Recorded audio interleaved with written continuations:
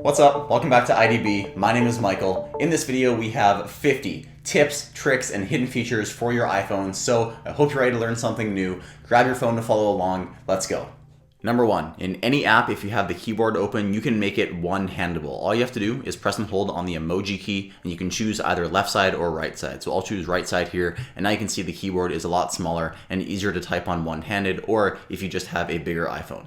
Number two, it's a lot easier to type on your iPhone if you swipe between each key. So say for example, I want to type the word hello. You can see I can do that in literally just 1 second instead of typing out each individual character. So you can swipe between each key, and once you get used to this, typing is a lot faster on your iPhone. Number three, inside settings, if you click on Control Center, you can add a widget for text size. You can see I have it here at the bottom. Now, a really cool thing with this is you can change the text size per application. So say I want to have just the settings app have bigger text. Well, I can do that. If I go into Control Center, click this new widget for text size, you can see all apps or settings only. So I'll choose settings only and I'll make it really big. And as you can see here, the text size on my settings app is huge, but if I go to my home screen, you can see all my text size is normal. So a really useful accessibility setting here. Number four, you can spruce up your Safari app by adding a background image. So when you're on your homepage of Safari, scroll down, click on Edit, and then you can see background image here. Just turn this on and you can choose from a bunch of preloaded images. I'll choose this one here.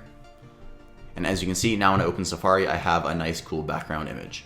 Number five, with Apple adding the ability to use Siri Offline, Siri now does most of its processing on device, meaning if you want to find an application, Siri can open it pretty much instantly for you. So this is useful if you want to find an app that isn't on your home screen and you don't want to use Spotlight to search for it. So say for example, you want to open the Stocks app, you can just use Siri. Open Stocks. You can see with the on-device processing, you can open stocks instantly, and you can see just how bad the market is doing today. Number six, you can press and hold on any app icon on your home screen to get a whole bunch of shortcuts. So say for example here on settings, if you want to get to your Bluetooth settings, all you have to do, press and hold on it and you can open up Bluetooth right there. I use this one every day and it works with pretty much every app on your home screen. So you can try it on every app you have and see what shortcuts are available. All right, number seven is really hidden inside settings, but it is worth it. So click on accessibility, and then click on touch, and then scroll all the way down to back tap. And you can choose a double tap or a triple tap on the back of your iPhone to do a certain action. So as you can see, I have triple tap set up to Spotlight. So anywhere I am, even inside an app, if I 1, 2, 3 tap on the back of my iPhone, you can see there it opens up Spotlight. Very, very useful. And you can also have a double tap and a triple tap enabled at the same time. So here we are buried inside a settings menu, and this is the perfect time for me to show you tip number 8. So if you're buried deep inside a menu and you want to get back to the main page, instead of hitting the back button a million times to get back, all you have to do is press and hold, and you can go all the way back to the main page just like that. So number 9, most of you know that you can add widgets on your home screen, but did you know that you can actually stack them like this? So this is pretty cool. I'll show you how you can do it. So go into edit mode, and then click the plus button to add a widget, and you're simply going to drag out your widget and you can add it directly on top of any other widget, and then just like that you can swipe through them just like this. Super easy to have multiple widgets stacked on top of each other. Number 10, inside music, if you're playing a song and you want to add another song to up next, all you have to do is drag from left to right and click on the purple icon and it'll add it to the next playing list. Number 11, inside the calculator, if you want to delete a digit, all you have to do is swipe from left to right up here where the numbers are. No need to hit the clear all button. Number 12, you can actually use your iPhone as a magnifying glass just by using the Magnifier app. So most people don't even know that this app exists on their iPhone. Open Magnifier. So you can see just like that, now we have pretty much a magnifying glass. You have a whole bunch of toggles here at the bottom, including a pretty cool people detector, which uses the LiDAR sensor on a Pro iPhone. You also can turn on the flashlight and you can take advantage of the zoom as well. So this is pretty useful. Number 13, if you use iCloud Drive to save passwords on your iPhone, you can actually just ask Siri to show you your passwords. So I'm going to tilt my phone away so it doesn't scan my face and doesn't show all my passwords, but I'll show you that right now. Show me my passwords. So if your face is in view, it'll scan your face and it'll show all your passwords right here. So number 14 is inside phone settings. I have my text size set to big, so I don't want to show you my phone number up here. But inside phone settings, if you click on silence unknown callers, this is good if you get a lot of robocalls or a lot of spam calls. Just turn this on so you don't hear any phone calls from people you don't know. Number 15, if you open the camera and aim it at any QR code, it'll scan that QR code and take you right to that link. This is very useful. Number 16, inside camera settings, if you turn on grid right here, it'll simply add 2 lines, vertical and horizontal, on your camera view. And now this allows you to frame your shots way more. So a quick little tip I use as someone who takes quite a bit of photos is when you're taking a picture of somebody, if you try to use the rule of thirds and put their eye level on this top third line, so you can use the grid to frame your photos a lot better. Number 17, also inside the camera, if you're recording a video here and you want to change the resolution of your video, you can actually tap where it says the resolution and frame rate. So if I want to change this to a 4K 30 video, all I have to do is tap that and it changes it to 4K, and then tap on the frame rate and change it to 30 right there. So this is very useful. Apple only added this within the last few years, and this was a change that people really wanted. So I'm glad we can now change the resolution inside the app. Number 18, another one inside camera settings here. If you turn on this toggle right here where it says use volume up for burst, it's a lot easier to take burst photos.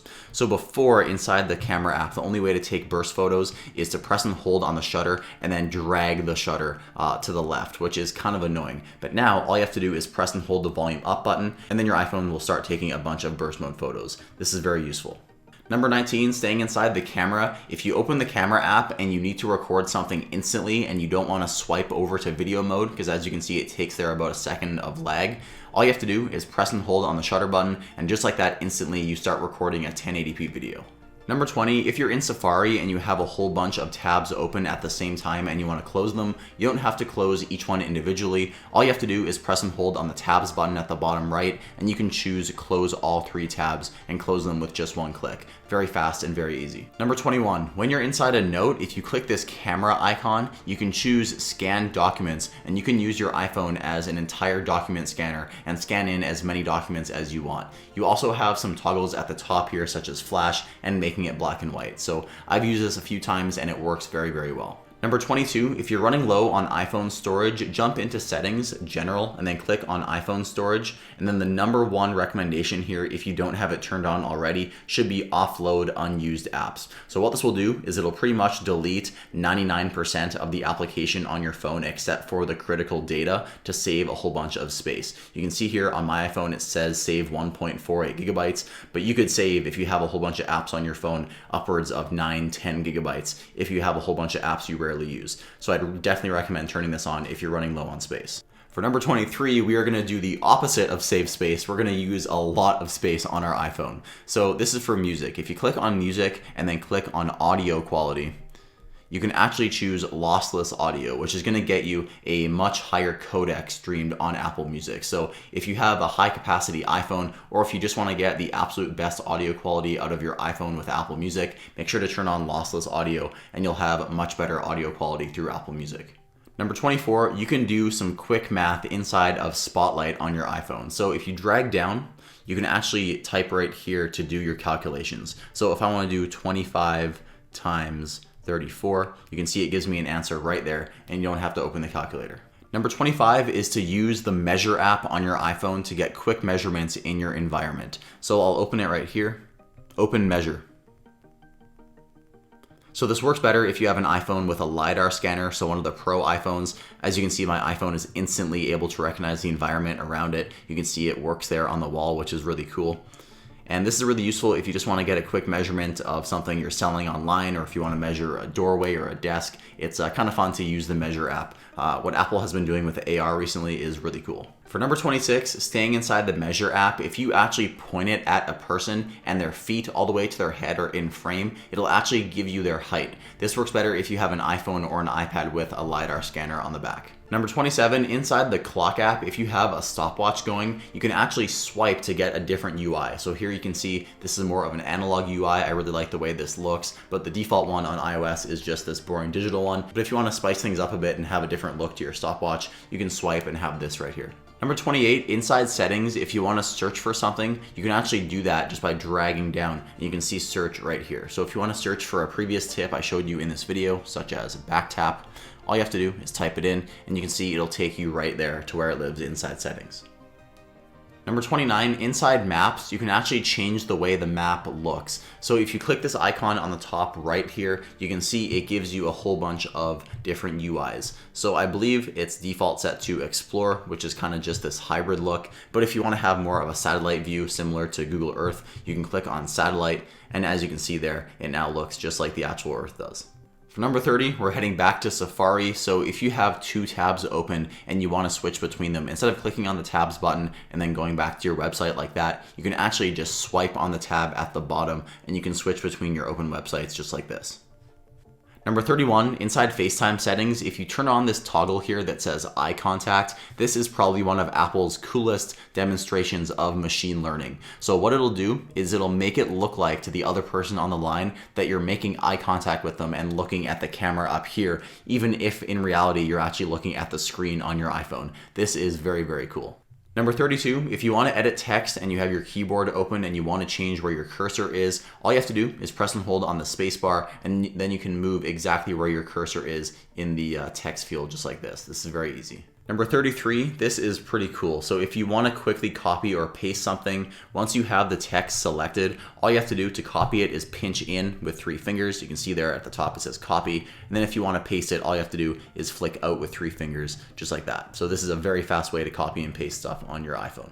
And number 34, if you want to quickly undo something, instead of doing that annoying shake your iPhone to undo, all you have to do is take your 3 fingers again and swipe from the right to left and it'll undo just like that. Number 35 is inside photos. So Apple's machine learning has gotten really good and it can detect pretty much anything inside of photos. So you can search for anything in your photo library and it'll be able to pull it out. So as you can see here, I search for food and it'll show me everything I took a picture of that had food in it. So this is pretty cool. I'll do one more search here. Let's search for a dog. You can see here I don't have a dog, but I guess I took a picture of one time and there's one photo of a dog that detected. So the machine learning inside of the Photos app is pretty good and you can search for pretty much anything. Okay, number 36. I think this one might be my favorite. So if you open the camera app, your camera app can now actually scan text. So you can see there it picked up the text I had written, even if it is handwritten. So once you get this little indication that it's picked it up, click the icon on the bottom right. And then as you can see there, it picks it up and you can hit copy. And then just like that, your handwritten text is now copied into your iPhone. So number 37 here on existing photos, this is really cool. So if there's any text that's picked up in the photo, you can just press and hold on it and you can copy it just like this. You can also hit lookup to get more information. So this is pretty cool. Number 38 is inside accessibility settings, and if you scroll down and click on audio visual and then click on background sounds, I use this one every single night to help me fall asleep. So if you turn on background sounds, it'll play a background noise. You can either have like a rain sound or just a basic static noise. And this is what people call white noise or pink noise. And I use this every single night to help me fall asleep. So I really appreciate that Apple has this inside accessibility. Number 39, if you're inside the Notes app and you want to change the organization and the view of your notes, so if you want to view these as a grid instead of a list, all you have to do is click on this little ellipsis at the top right and then click View as Gallery. And just like that, you can get kind of a preview of what's in each note as well. So I use this a lot more than the list view. Number 40, inside settings, if you click on Safari, if you like the old style of Safari where there is a tab at the top of the screen instead of the bottom, all you have to do is click where it says single tab just like this. And then if you open Safari, as you can see, the tab is now at the top. However, if you do this, you lose the ability to swipe between websites as I showed you earlier in the video.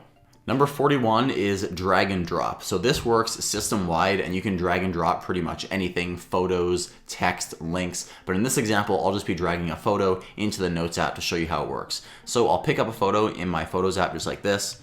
I'll swipe home and then I'll open my Notes app and then I can drop it in just like that. So drag and drop works system-wide with pretty much anything you want to drag to any other app.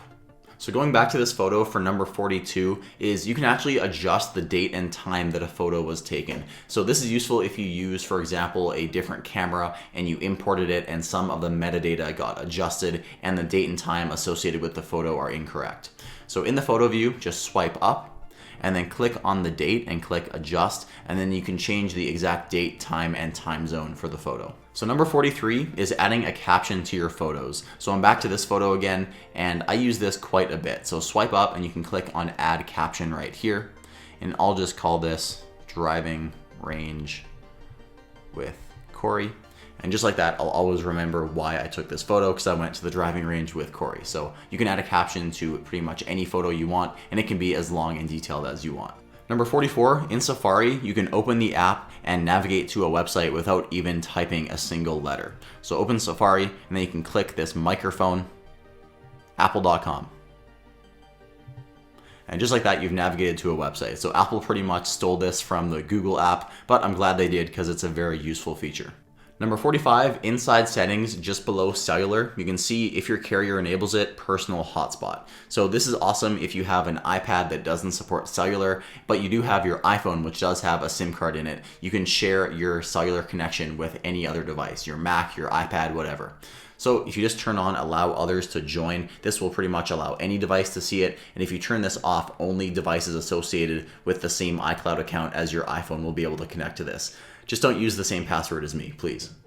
Number 46, this one is pretty simple, but it's something that people don't really change a lot. So if you jump into sounds and haptics, you can actually change the sound of different notification sounds on your iPhone.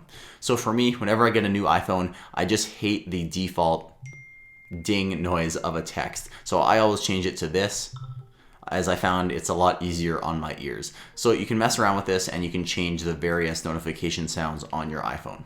Number 47, if you're in the Stocks app and you're examining just how much money you're losing on the day, you can actually tap on each little indicator here to change it from dollars to percentage to market cap. So as you can see, if I tap on it for Apple, you can see it's down 3.66 points. I can tap it again and I can see it's down $5.99, and then tap it one more time and I can see the market cap. So most people don't know this, and it's a cool little tip for the Stocks app. Number 48 is emergency SOS. So inside settings, if you click on this, I'm not going to click on it because it'll show my emergency contact numbers. But if you click on this, I highly recommend adding some emergency contacts. That way, if you end up using the emergency SOS feature on your iPhone and you drag this slider, your iPhone will automatically call them, text them, and let them know of your location. So a very useful feature to keep you safe using your iPhone.